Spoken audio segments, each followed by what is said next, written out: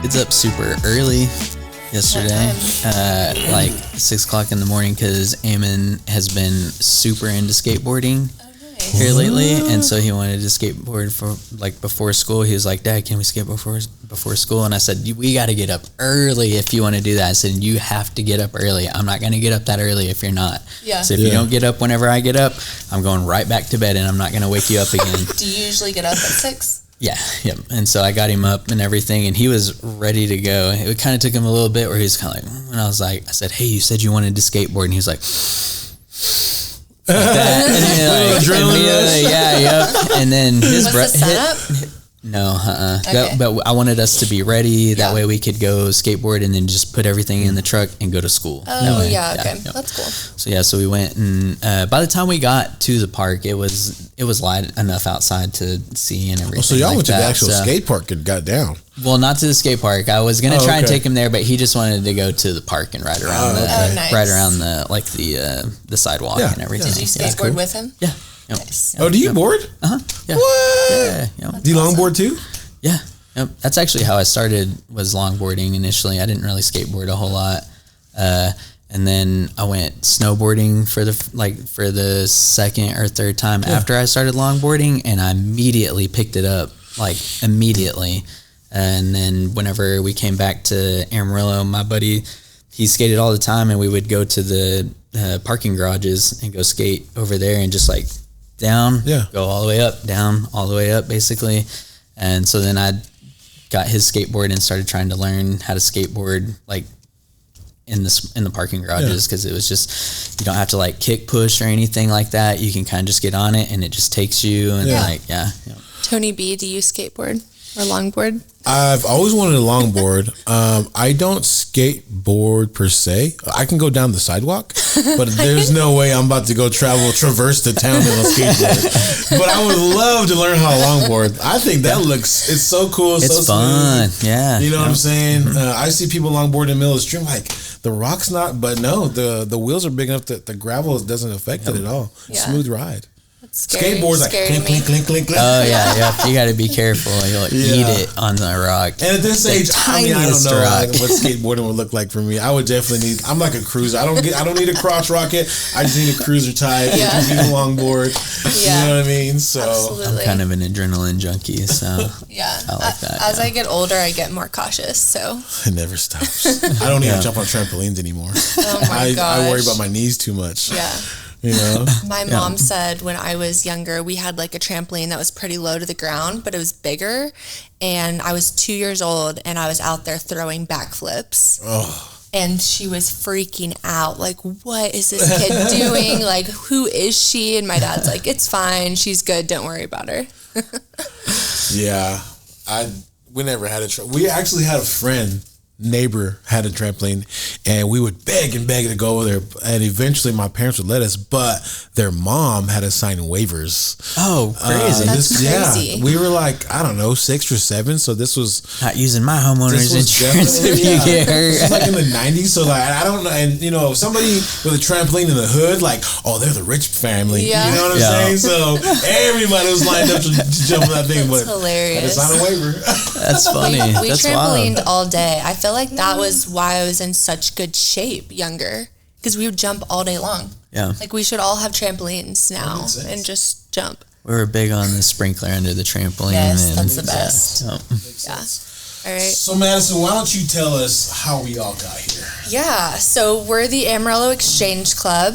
It's a nonprofit business networking organization, and we focus on networking, business referrals, and community outreach. So how we came to be, I was maybe a year or two into my real estate career. Someone approached me about starting a, not necessarily I guess it was a play on B&I. But I'm like, okay, I want to do this, but I want to do it differently. I want it to be innovative. I want not necessarily young people, but young spirits, young souls, people that are always thinking outside the box and have creative mindsets, and how far can we take this? So that is really the idea behind it. And then making it a nonprofit where any of your dues that you're paying towards this group, they go back into the group and nobody gets paid up top. That was like my big thing. So awesome. That started back in 2021, I believe. Did you come on in 2022? 2022. Yeah. Yep.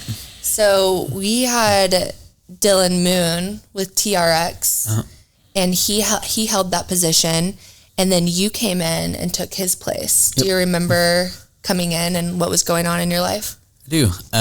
So the first time I came to the group, I was the GM of Pondicetta Brewing, and I had left there to pursue roofing. And so Dylan invited me to go to the group with them a handful of times. And then before I knew it, I was subbing for him almost every week there for, I don't know, probably 2 or 3 months. And then finally he just said, "Hey man, I'm busy. Can you hold my spot in this group?" So then, because it is a commitment. This group is a commitment. It is. Yeah. And so then I asked and everything, and everybody was okay with it. We did the application, everybody approved it. And so I've been in the group since then, and it's been a blessing, like truly, I mean, absolute blessing. Yeah.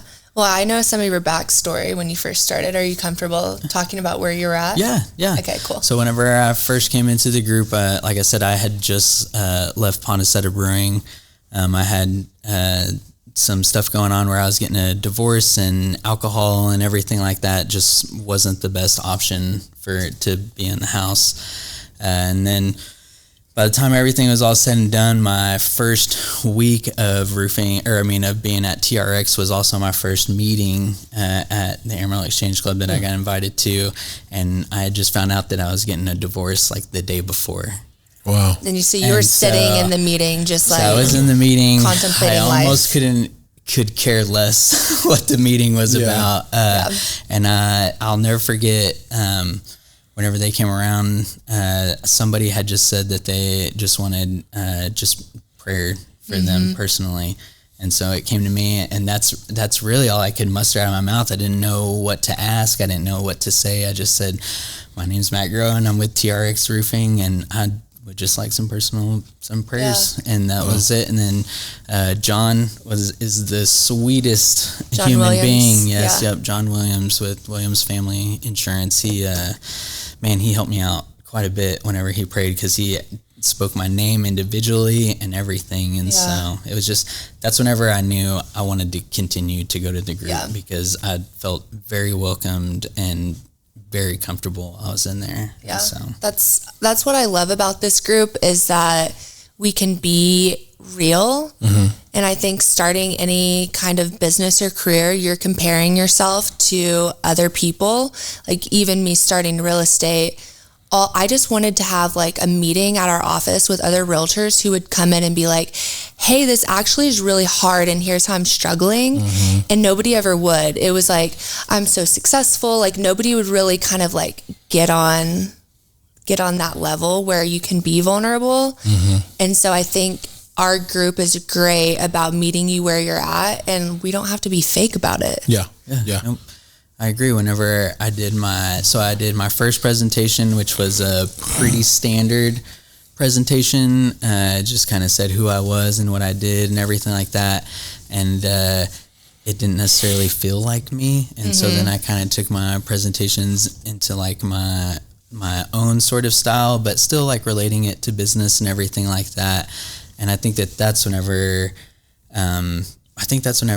everything kind of changed for me in the group. That's whenever I got involved in leadership. That's whenever it became more about giving to the group. And then in return, I can't even tell you how blessed I've been by the group because of that. It's, tenfold, without a doubt. You showed who you were, and everybody related to that. And that's the point of the group, is like, who are you? Like, we were interested in your business, but people want to know who you are. The real you. Yeah. Yep. And it made perfect sense, and it felt right. And I think that everybody has kind of started to do the same thing a little bit. And I'm not saying that's a credit on me or anything. Like, I think that people were doing that, but I felt comfortable enough to just be like, this is what I'm going for. And so, and like I said, I've been blessed tenfold by this group. Yeah. Really. I know, it is a blessing. So what year, it was like a year ago that, was it a year since you've been in the group? I've only been to one Christmas party. That's how I gauge it. Go. I don't remember when I joined. But I think it's coming up on a year, and whatever you guys are, everything you guys are saying is spot on. I feel like the group is like a family in a sense. It's not stale, it's not cold, it's not cookie cutter, because I've been to other networking groups. I actually went to one the week before I went to y'all's or ours, and I was on the verge of, okay, which one do I choose? But you guys were super authentic, super real, and that's what really had me or wanted me to join, or had the urge to join. John Williams, actually, I had known him for years, and he had been inviting me since he joined, which he's been in the group for 3 years now. Yeah, or maybe, almost since the beginning. Yeah. So he's been inviting me for years, and I just kept saying, I'm a little busy. I really didn't know what a networking group was about, and when I walked into the y'all's group, I had a bad taste from the other networking group I had attended the previous week, so I already had a chip on my shoulder. But when I walked in, everybody was cool, everybody was chill, and I was like, I can probably mess with these people, right? And we messed with you from the beginning. And honestly, we're like, who is this guy? Like, Tony B, you're such a light. And I didn't join the group specifically for referrals. I just wanted to be around like-minded people who were chasing whatever their definition of success was and could support others in doing it, and bring value to whoever else was in the group, because my business is kind of a niche business, and it's hard to get refers to, but like I said, I just wanted to be around like-minded people, and I really look forward to coming every Thursday, even though it's a little early for me, 8 a.m., but I do look forward to coming and BSing and hanging out and hearing everybody and loving on everybody, so it's a blast, and I'm super grateful to be a part of it as well. Yeah. So No, you're like a huge blessing for our group, for Absolutely. sure. You bring a lot of energy. Super grateful for you. Yep. Do you guys think that our group is more heavy on referrals, or do you think that it's more of a community group where we get to know each other and then we lead in towards that? I think absolutely the community group. Yep. I think that, like I was saying, like giving to the group and really giving yourself to the group in turn generates the referrals, where you don't even have to be looking for them, because I think whenever people start to understand you and what it is that you're doing, your process, and just who you are, they're more willing to help you. Whenever if you can just be vulnerable, like you were saying, and I think people they lean into that, and they're more willing to help you, knowing who you are and where your help is like coming from. Absolutely. I tell my kids all the time, like, it's not what you know, it's who you know. And as you grow up, you want to be rich in relationships. Yeah, absolutely. Because you never know who can help you with whatever problem, whatever prayer you have, whatever problem you have. If you just throw it out there, the universe is going to provide an answer one way or another. Yeah. But you won't find it if you don't seek those relationships. Yeah. And that's, I think our relationships in our group is awesome. Yeah, they're deep. And the community outreach portion of our group, I think we look for people who have service hearts, because it goes so much further than, just business. Yeah. So if you're willing to serve first, then it will all come back to you. Yeah. So how did this podcast come about? Oh man. I think it's just like a dream that was placed on my heart. I mean, I've always loved podcasting, not me personally, but just the art of it and listening to people talk has always been like a comforting thing for me. And I just thought, okay, we have the means as a group to get ourselves out there even more, and not necessarily like sit here and talk about the ins and outs of business, but like after hours, like who's the person behind the business? I think that's so important. How long have you had this dream? I would say we've been talking about it as a group and trying to like get things. Was it before I came in?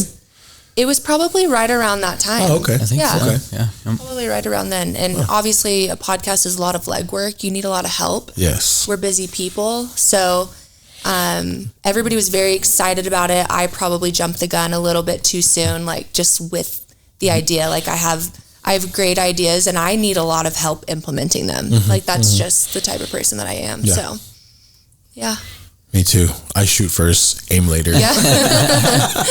Yeah, see, I'm almost the opposite. I'm like a paralysis by analysis kind of guy. Yeah, yep. Whereas somebody has to like say, hey, yeah, you got to do this now. Yeah. You can do this. Yeah, yep. Absolutely.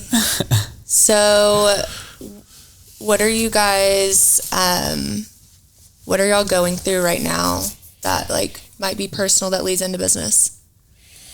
Like what are y'all overcoming?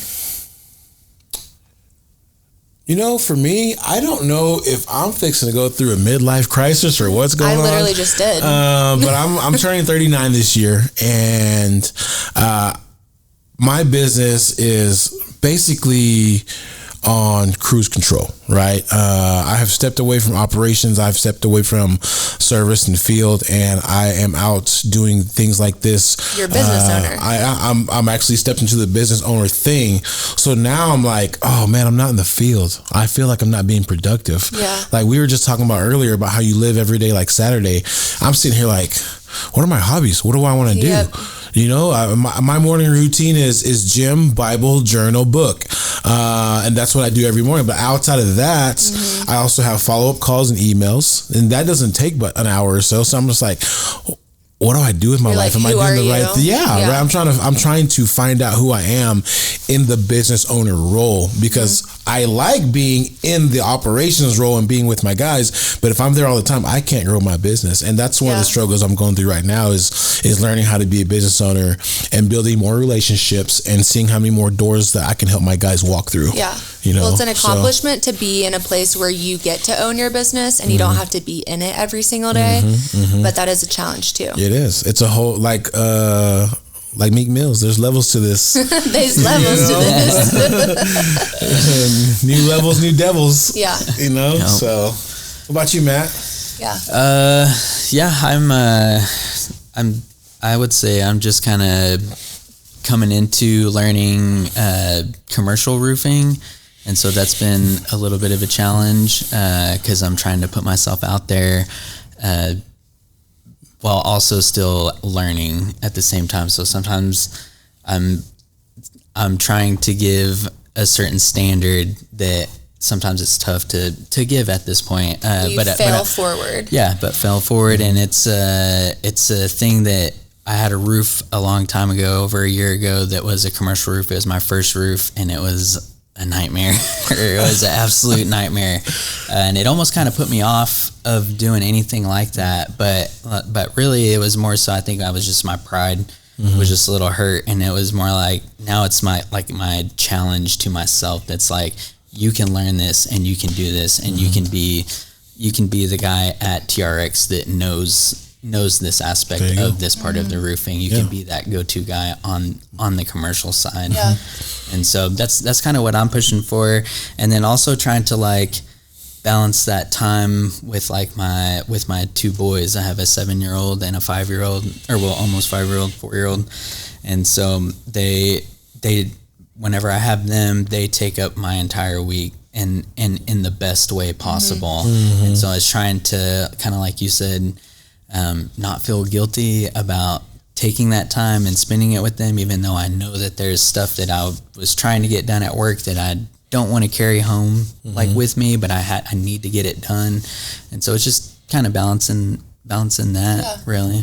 But it's fun. I think I'm doing a good job. I don't think I'm doing a great job, but I'm actively learning from the times where I feel like I'm doing bad and making a point or in an effort to be better in those areas going forward. And so it's been fun. Honestly, this last year of my life has it's been a little tough, but it has also been so much fun. Yeah.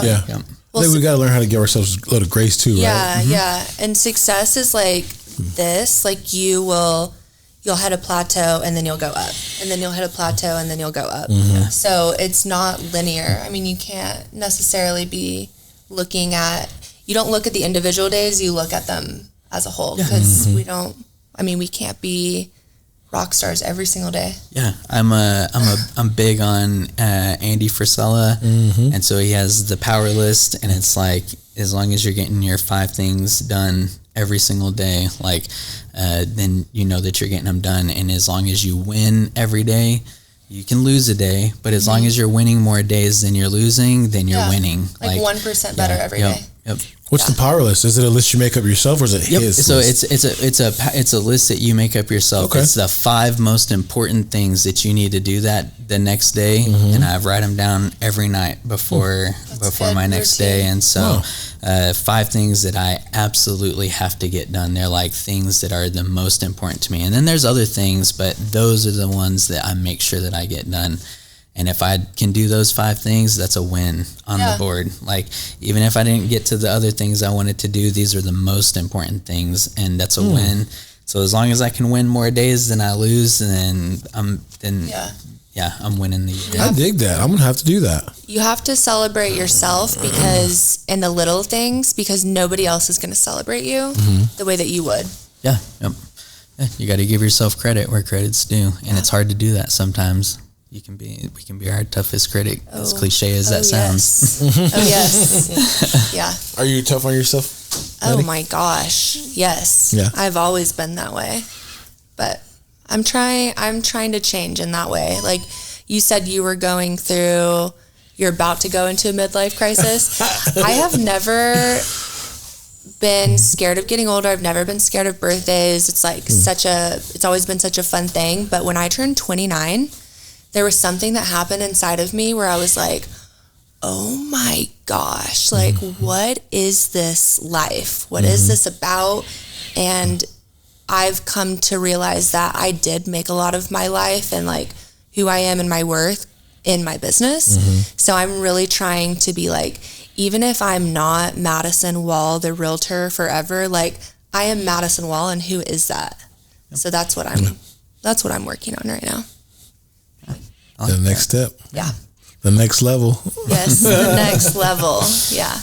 Well, I guess we'll just close it out there. Yeah. You say something, Tony. Man, it was really great having this conversation with you guys. We're looking forward to having a great following on this podcast and hoping to provide value to our viewers and our listeners. Again, we are Tony, Madison with the AEC After Hour podcast. Yeah.